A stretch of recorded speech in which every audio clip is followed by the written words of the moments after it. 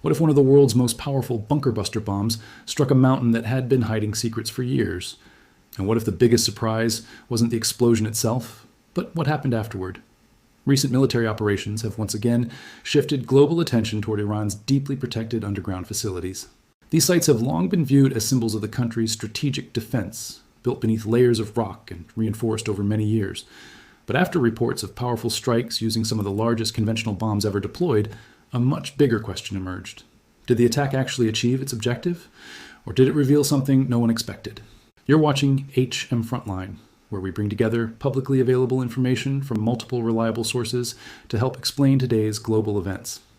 In today's documentary, we'll examine what these bunker buster weapons are designed to do, why underground facilities matter so much in modern warfare, what has been publicly reported about the strikes, and why analysts around the world are still debating what happened beneath the mountain.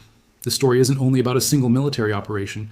It's about intelligence, engineering, deterrence, and the growing competition between military technology and underground defense systems. For years, Iran invested heavily in building facilities deep inside mountains. The idea was straightforward. If critical infrastructure could survive air attacks, it would remain operational even during periods of intense conflict. As military technology advanced, those underground locations became increasingly important to Iran's long-term security planning. But military planners in the United States were developing a different solution.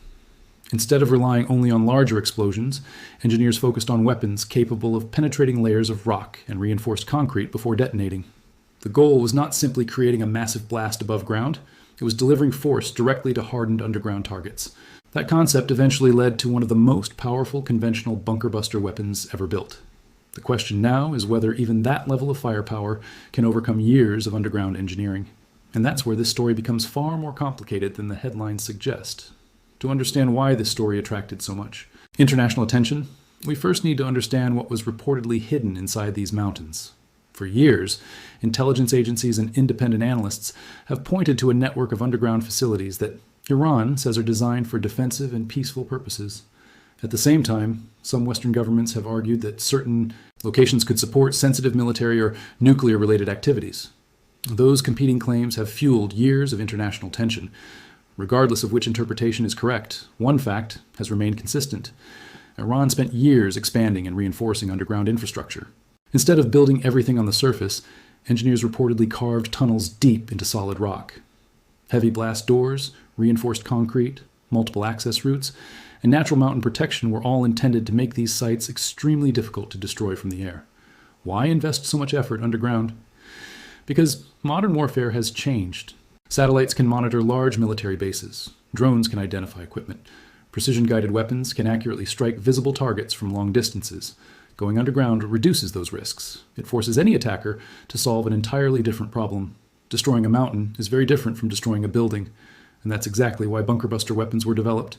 Unlike traditional bombs that explode on impact, these specialized weapons are designed to stay intact long enough to penetrate layers of earth, concrete, or rock before detonating. The objective isn't creating the biggest explosion. The objective is delivering destructive force exactly where underground structures are believed to exist. But even then, success is never guaranteed. The effectiveness of such weapons depends on many factors, including the geology of the mountain, the depth of the tunnels, the quality of reinforcement, and the accuracy of available intelligence. If any of those assumptions are wrong, the outcome can be very different from what planners expected. That's one reason why military analysts rarely judge the success of an operation based only on dramatic explosion footage.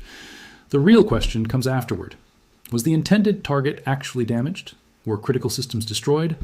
Or can the facility continue operating despite visible surface damage? Those answers often remain classified for months, or even years. In the days following the reported strikes, satellite imagery quickly became one of the world's most closely watched sources of information. New images showed disturbed ground, fresh craters, dust patterns, and activity around several locations. Some observers argued the visible damage suggested a successful penetration.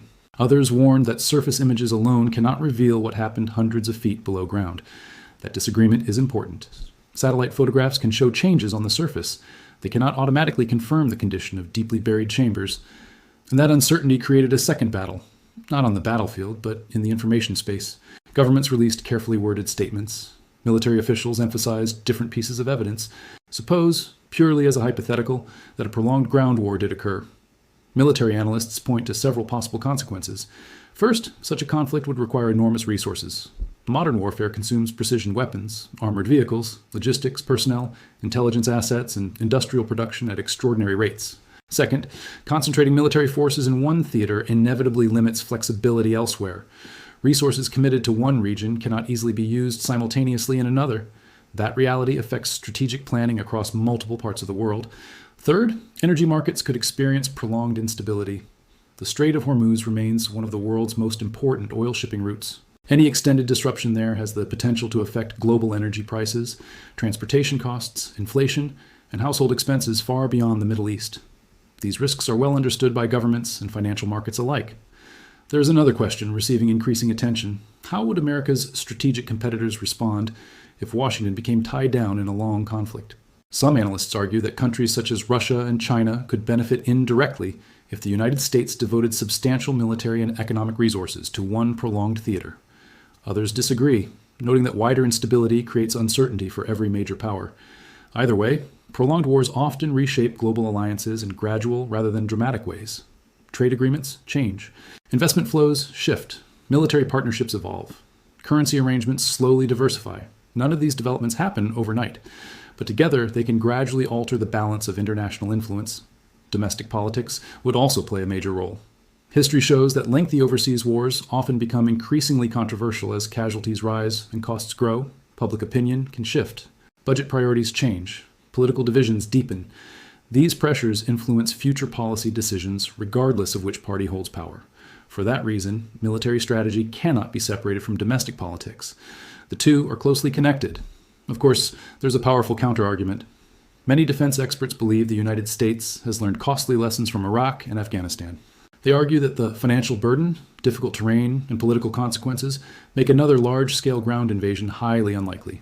Supporters of this view believe Washington would instead rely on diplomacy, regional partnerships, sanctions, intelligence operations, and limited military action rather than occupation. This remains one of the strongest reasons many analysts doubt that the worst-case scenario will ever occur. So what indicators should observers watch over the coming months? First, pay attention to official statements from Washington, Moscow, and Tehran. Changes in diplomatic language sometimes reveal shifting priorities before policy changes become public. Second, monitor defense production and procurement. Governments often increase industrial capacity well before expanding military operations. Third, watch developments in global energy and financial markets. Oil prices, shipping activity, and investor demand for traditional safe haven assets often reflect changing perceptions of geopolitical risk. None of these indicators predicts the future by itself. Together, however, they help paint a broader picture. The larger lesson extends beyond any single conflict. History repeatedly shows that major geopolitical shifts rarely result from one isolated event. Instead, they emerge from accumulated pressures, economic competition, military planning, political decisions, geography, and strategic incentives, all interacting over time. Whether today's tensions eventually ease through diplomacy or grow into a wider confrontation remains uncertain. What is clear is that decisions made in Washington, Tehran, Moscow, Beijing, and other capitals will continue shaping not only regional security, but also the global economy and international politics. For now, the future remains unwritten. Understanding the forces at work today may be the best way to recognize tomorrow's turning points before they become history. Thank you for watching HM Frontline. If you found this analysis valuable, don't forget to subscribe and let us know in the comments.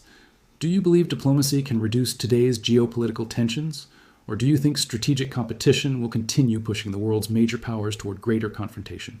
Have you ever wondered how a regional conflict could begin affecting fuel prices, global trade, military alliances, and even the future of the international financial system? Sometimes, history doesn't change because of one massive battle. Instead, it changes through a series of decisions that slowly push every major power closer to a point where turning back becomes much harder. Today, we'll examine why many analysts believe the current confrontation involving the United States and Iran has implications far beyond the Middle East.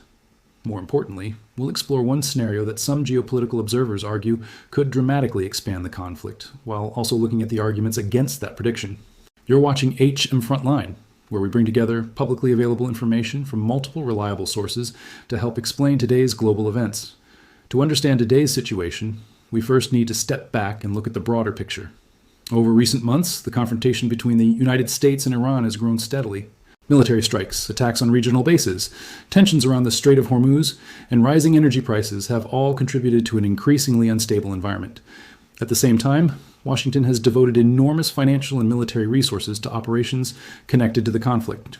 Despite repeated air campaigns, analysts continue debating whether air power alone can force a strategic outcome. That question has become increasingly important, because if air operations cannot achieve political or military objectives, decision-makers eventually face a difficult choice. Do they continue the current strategy? Do they negotiate? Or do they consider stronger military options? That question may determine the next phase of this crisis. Supporters of continued air operations argue that sustained pressure weakens military infrastructure over time. However, others point to Iran's long-standing defensive planning. Over decades, Iran has developed dispersed military facilities, underground infrastructure, decentralized command structures, and defensive doctrines intended to reduce the effectiveness of conventional airstrikes. The basic idea is simple. Instead of depending on one central headquarters, different military regions are designed to continue operating even if other parts are damaged. Whether this strategy would succeed in a prolonged war remains uncertain, but it does explain why many defense analysts believe air campaigns alone may not produce a decisive result. If that assessment proves correct, political pressure could increase inside Washington to consider additional options. And that brings us to one of the most debated questions surrounding the conflict. Would the United States ever consider deploying ground forces inside Iran? Officially, no such decision has been announced. In fact, many experts believe such an invasion is highly unlikely because of the enormous military, political, and economic costs involved. Yet some geopolitical commentators argue that contingency planning almost certainly exists, as it does for many possible international crises. Planning, however, does not mean execution. Still, this possibility has become central to many strategic discussions. Now comes the scenario that has generated significant debate. Some analysts have argued that if American ground troops were ever deployed into Iran, Russia could respond, not necessarily by entering the war directly, but by issuing a public warning against any use of nuclear weapons by any side. It is important to emphasize that this is a prediction made by some commentators, not an established fact or announced Russian policy. The reasoning behind this prediction is based on deterrence. According to this view, Moscow's goal would not be to fight in the Middle East directly. Instead, it would seek to prevent the conflict from escalating into a nuclear confrontation while protecting what it considers vital strategic interests.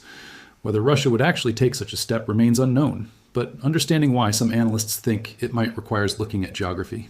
Iran occupies an important position within regional transportation networks that connect Russia to markets farther south. Projects involving railways, ports, and trade corridors have increased the strategic importance of Iran for Moscow, particularly after Western sanctions intensified. From this perspective, instability inside Iran could affect more than regional security. It could also disrupt long-term economic and logistical plans that Russia considers increasingly valuable. That helps explain why Russia closely follows developments in the region. Again, this does not prove how Moscow would react during a future crisis. It simply explains why many observers believe Russia has significant interests at stake.